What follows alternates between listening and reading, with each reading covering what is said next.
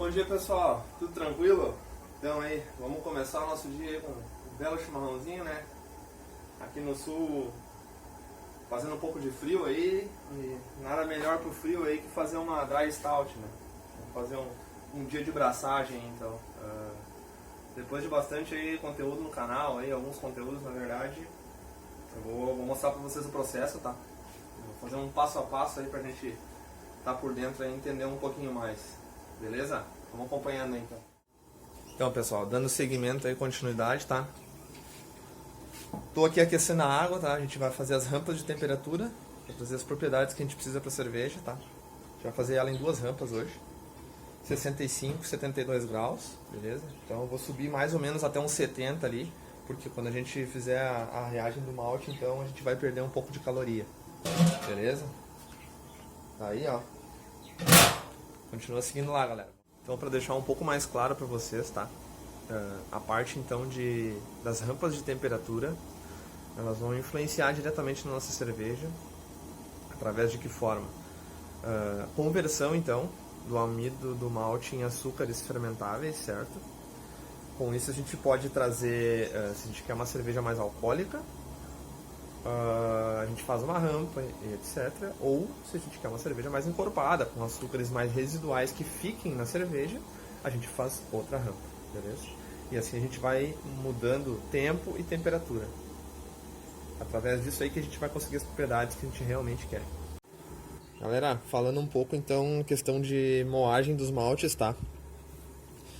Essa aqui, ó, é mais ou menos a moagem ideal que a gente precisa, tá? Por quê? A gente tá vendo que tem uns grãos que estão mais ou menos inteiros. Pois é, eles estão quebrados na verdade, tá? A gente não pode moer muito fino, porque com isso a gente vai trazer... vai deixar a cerveja muito turva. A gente vai levar muito tanino e muito amido para dentro da cerveja, certo? Isso a gente não quer. Eu fiz a moagem aqui dos maltes escuros, então um pouco mais fina, tá? Com uma quantidade menor de malte aí, então a gente consegue... A gente pode fazer isso, tá? Porque isso aqui não... Se a gente moer muito fino, isso vai impactar na nossa cama de grãos, tá? E a gente precisa da cama de grãos para fazer a filtragem do mosto. Beleza?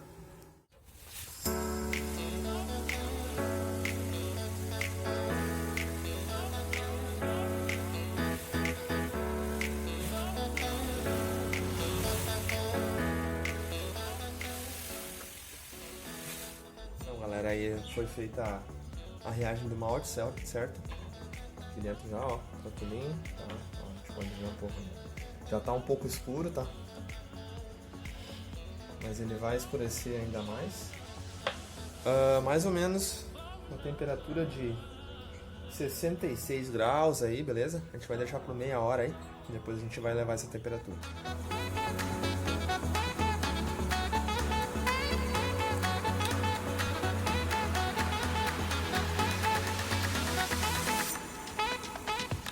Finalizado então a primeira rampa, certo?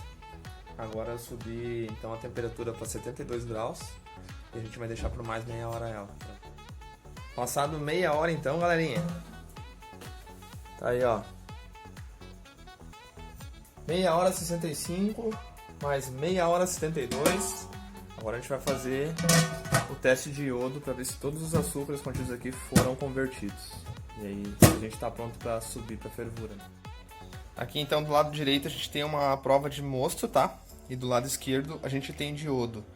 A ideia então é que se a gente pingar iodo em cima do mosto, ele fique da mesma cor do iodo, tá? Isso vai significar que todos os açúcares foram convertidos, beleza? Então vamos lá. Aí, ó. Fechou todas, ó. Sei que pelo vídeo não dá pra ver muito bem aí, mas tá igualzinho. Então agora a gente já pode subir para a temperatura de mash out, que é 76 graus, certo? E em seguida a gente pode fazer a filtragem do mosto ali para iniciar a fervura. Tranquilo? Existe então três formas, tá, da gente fazer cerveja. Uma é o brew na bag, que é utilizando um saco de voyal, que eles chamam. A gente coloca dentro da panela com os grãos, certo? Faz a mostura, depois remove o saco e dá uma lavadinha no saco, beleza? Eu utilizava esse método, mas pra mim ficou mais simples e mais prático utilizar o fundo falso, tá? O que é o fundo falso? Tem uma panela aqui, tá? E aqui ela tem um fundo, certo? Que ele é removível. E a outra panela que eu fiz a mostura, ela tá aqui do lado, ó. Aqui dentro, certo? O que eu vou fazer? Eu vou passar os grãos de lá, da panela da mostura, aqui pra dentro, tá? Com isso ali, o fundo vai garantir que os grãos não passem, vai passar só o líquido, depois pra gente preparar pra fervura. E o outro método que existe é o bazuca. Então aqui, ó, galera, tá? Aqui dentro então tá os grãos, tá? Certo? Onde a gente fez a mostura. Em seguida então a gente colocou o fundo falso embaixo, certo? Transferimos a panela, transferimos o mosto para outra panela. E aqui embaixo a gente está fazendo essa filtragem desses mostos, ok? Então o que a gente quer aqui? Aqui a gente quer somente o líquido, correto? Aqui, ó, pessoal, enquanto eu estou fazendo a transferência do mosto, certo? Já está aparecendo aí minha cama de grãos, tá? Eu vou repondo a água ali em cima para ir completando e chegar na OG que eu espero, certo? O que é OG? OG é a minha densidade inicial com a quantidade de açúcares que eu preciso para mim fazer fermentação, né? Para ter açúcares para o meu fermento consumir, certo? E aqui, ó, já tô com o processo de fervura iniciado, certo? Então isso aqui vai agilizar um pouco no meu processo, hein? E já é uma dica aí para você, certo? Quando estiver fazendo a trasfega ali do mosto, já vai esquentando o mosto que tu tem separado. Isso aí vai te ajudar depois para te ganhar tempo, né? Então, galera, tem uma parte do processo que a gente precisa fazer a medição da densidade, ok? E a medição da densidade nada mais é do que ver a quantidade de açúcares fermentáveis que a gente já tem no mosto, tá? A gente vai ter que fazer esse controle através da panela ali, tá? Como é que a gente faz isso? Aqui eu peguei então uma proveta, então, né, com uma quantidade X de mosto, tá? E esse aqui é um densímetro, beleza? Eu vou largar esse cara aqui dentro e eu vou ver a quantidade de açúcares que tem nesse mosto. Show de bola? Aqui eu vou ter um refratômetro, beleza? Eu geralmente utilizo mais esse aqui, pelo menos na minha mostura, que eu consigo um resultado mais rápido e mais preciso, dá pra se dizer assim. Só coloco um pouco de mosto aqui no visor, certo? Olho através da luz aqui e já consigo definir a densidade que eu tenho. Esse mosto aqui vocês não vão conseguir enxergar, eu acho, vai ficar meio ruim na tela, tá? Mas ele tá em torno de... Deixa eu dar uma olhada aqui. Em torno de 1030 por aí, de densidade, tá? Dentro ali da proveta, certo? Ele tá meio ruim de enxergar aí, mas é mais ou menos isso aí, beleza? E é assim que a gente vai monitorando então a densidade da cerveja. Essa aqui então é a cama de grãos, tá? Aqui a gente já fez toda a filtragem do mosto, beleza? E aí no final é assim que ela fica, ó. É só um farelinho de mosto, beleza? A panela aqui em cima já tá fervendo, beleza? Iniciou a fervura há pouco tempo aí. Então agora a gente vai adicionar os lúpulos. Como é que eu faço, tá, galera? Na adição de lúpulo, a gente poderia colocar diretamente ali, mas ela vai ficar muito tempo em contato com a cerveja e eu quero ter exato a quantidade, o amargor que eu vou ter, o IBU, entendeu? Então eu vou utilizar esse cara aqui, ó. Isso é um hop stand, beleza? A gente coloca o lúpulo aqui dentro e aí ele fica imerso na cerveja até certo ponto. Ele não se espalha dentro do mosto, tá?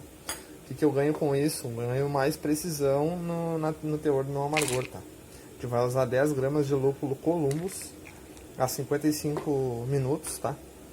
E aí no final a gente coloca mais lúpulo aí pra dar mais um aroma na cerveja. Pessoal, questão ali do lúpulo, tá?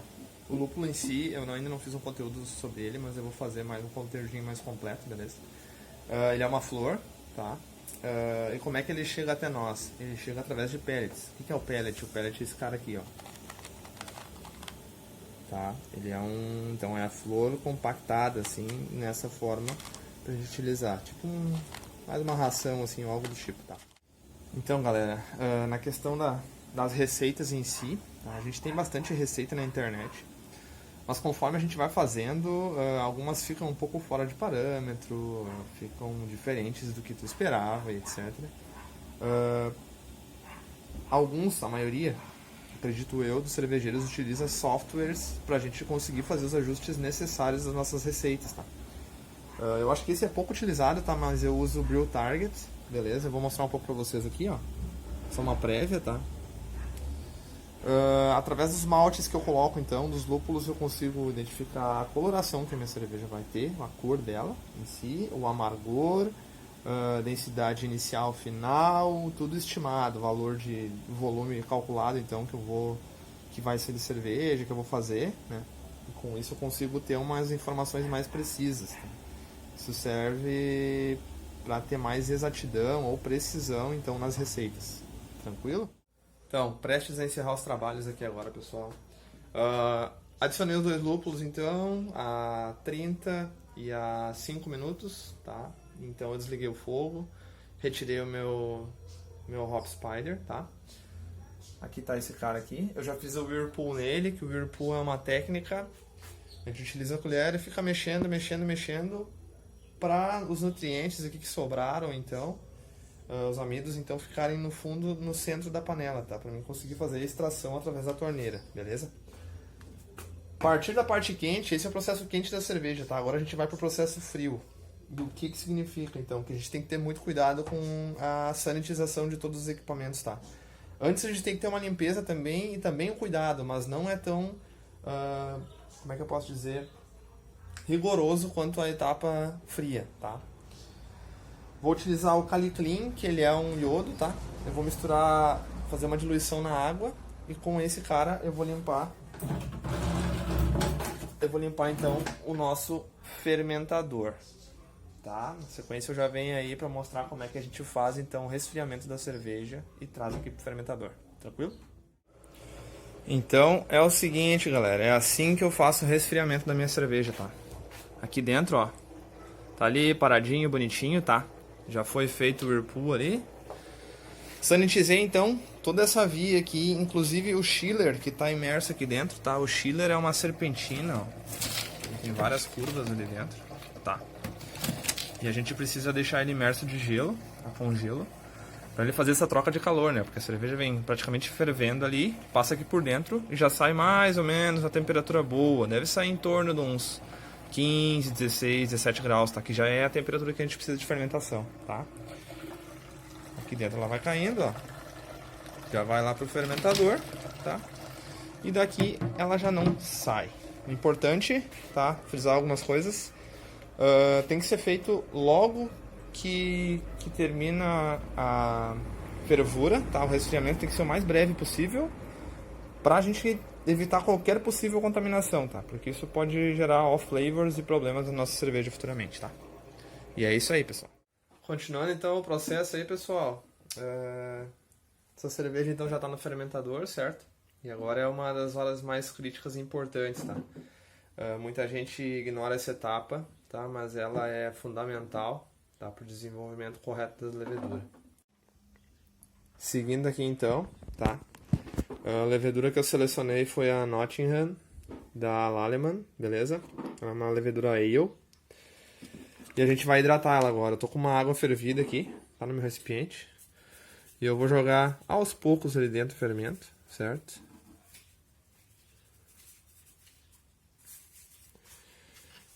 E a gente vai dessa forma, de pouco a pouco, hidratando a levedura, tá?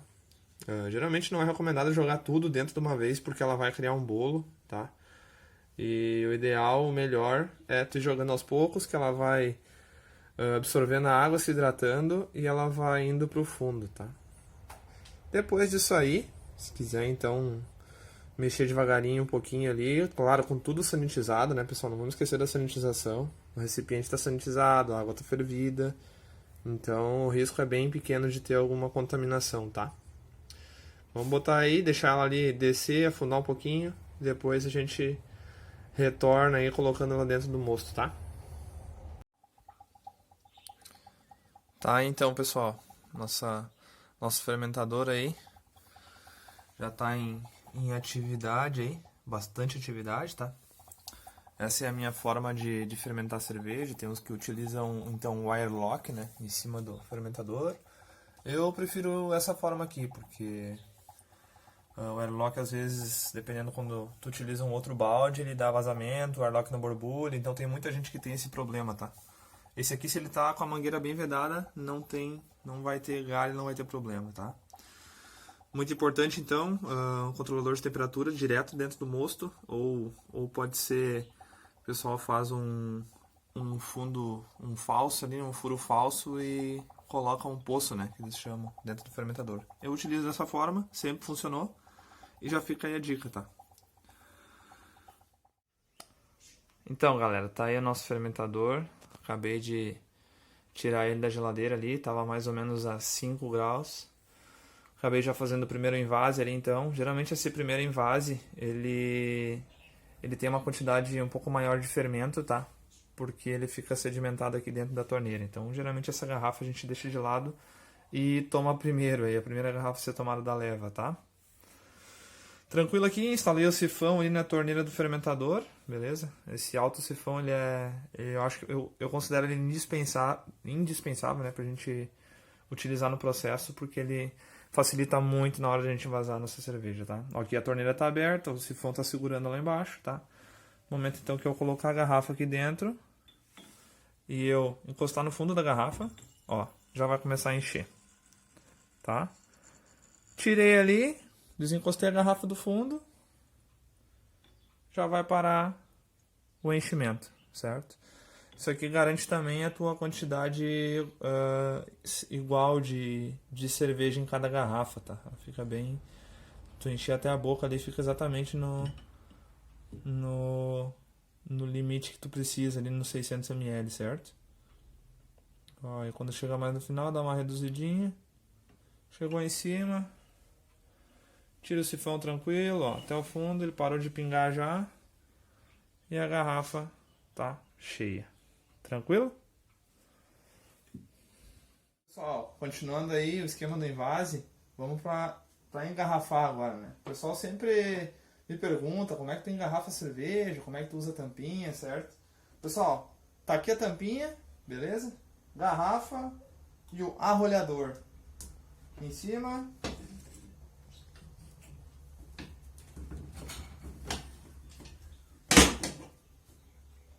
E tá engarrafado. E aí, pessoal, beleza? Estamos aí então com o resultado da nossa Dry Stout, tá?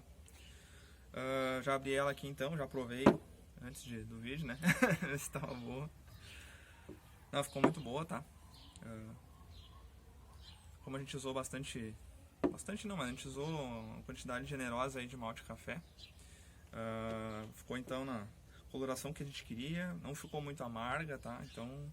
Ficou pouca coisa alcoólica, também não ficou muito assim, não era o que a gente gostaria, né? Mas aroma de café bem predominante.